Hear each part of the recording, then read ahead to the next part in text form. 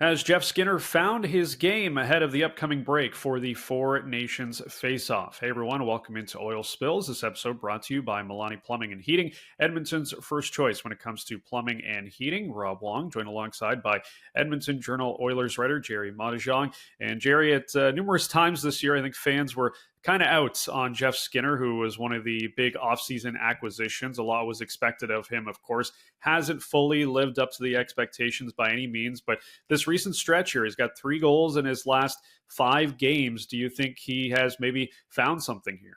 You're right, Rob. Fans and media, likely. A lot of us probably wrote this guy off too early on. And you know what? For good reason. This is a guy who, veteran, pure goal scorer comes in and everybody staples him on the second line next to Leon Draisaitl right away. And that just didn't last very long at all. I mean, this is a guy who's the same number of healthy scratches as he did goals scored over the first 42 games of the season here. I mean, that's half the way into the schedule. And he had 5 of each of them, right? So not even up and down. He just, never had a chance to gain traction and find his potential, just getting bumped down and down the lineup. And then, as we mentioned, right off up in the press box watching games. So it is, really heartening for this team to see him now. What is he? He got 3 goals and assists in the last 5 games and just seems to be finding ways to contribute on the stat sheet, as well as moving back up in the lineup, right?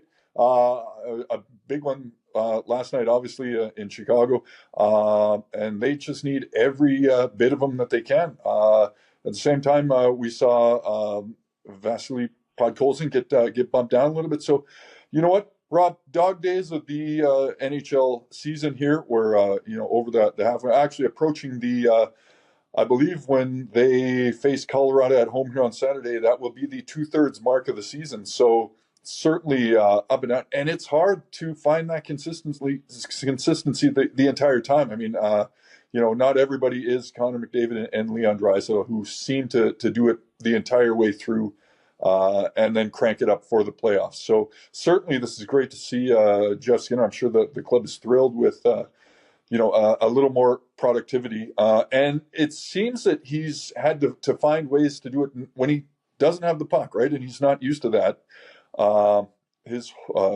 his career. So good on him for finding other ways to contribute and climb that lineup ladder as well. Another thing he's not used to, Rob, and it's been very well documented since coming to Edmonton, this guy's never played in a Stanley Cup playoff game. So, with the Oilers sitting first place in the Pacific Division with a third of the season to go, that is certainly going to change for him as well. So hopefully that just adds fuel to the fire. Well, you mentioned the final game here against the Avalanche before the Four Nations face-off break, and maybe Jeff Skinner's one of those guys that wishes they would keep playing through the break, but unfortunately that won't be the case. The Oilers, like you mentioned as well, still sitting in first place in the Pacific Division. Do you think this break comes at a good time for this team or maybe a bad time? We know that a bunch of the star players, of course, are going to be representing their country at this tournament, of course, most notably Connor McDavid, but what do you think about that situation of where this break comes? Well, certainly. I mean, yes, you can tell they've either let off the gas a little bit or have been running low on fuel. I mean, they're certainly coming away with wins here lately that probably were not as easy to come by as you would expect looking at their opponents on paper here lately. So if you think about it that way, certainly a break is well deserved, maybe even needed. Obviously, there's bumps and bruises throughout the roster at this point in the season, but every team is going to get this break, except for, like you mentioned, the top guys who are going to be showcasing their skills in a best on best. I'm sure everybody's looking forward to see, but I imagine a lot of the Oilers won't be complaining getting to watch this one from the couch. Yeah, absolutely. Connor McDavid, Matthias Ekholm. Going to be busy, though, with their respective teams, and should be a lot of fun to watch how it all goes down. As always, leave your thoughts in the comment section below. For Gerry Moddejonge, I'm Rob Wong. Thanks for watching, and we'll talk to you next time.